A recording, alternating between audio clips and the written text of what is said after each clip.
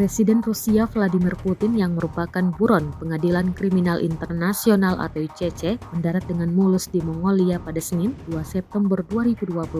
Berdasarkan hukum internasional, Mongolia yang merupakan anggota ICC seharusnya menindaklanjuti surat perintah penangkapan terhadap Putin yang dikeluarkan oleh pengadilan tersebut. Uni Eropa dan Ukraina sudah mengingatkan negara Asia Timur itu tentang kewajiban tersebut. Namun para pejabat Rusia mengatakan mereka tidak khawatir Putin akan ditangkap di Mongolia. Surat perintah ICC yang dikeluarkan pada bulan Maret 2023 menuduh Putin melakukan kejahatan perang terkait dengan deportasi dan pemindahan anak-anak dari wilayah pendudukan Ukraina ke Rusia. Belum ada indikasi bahwa Mongolia berencana untuk menangkap Putin. Namun jika Mongolia tidak melakukannya, negara itu kemungkinan besar akan menghadapi tuntutan hukum, kata seorang pakar hukum kepada Politico.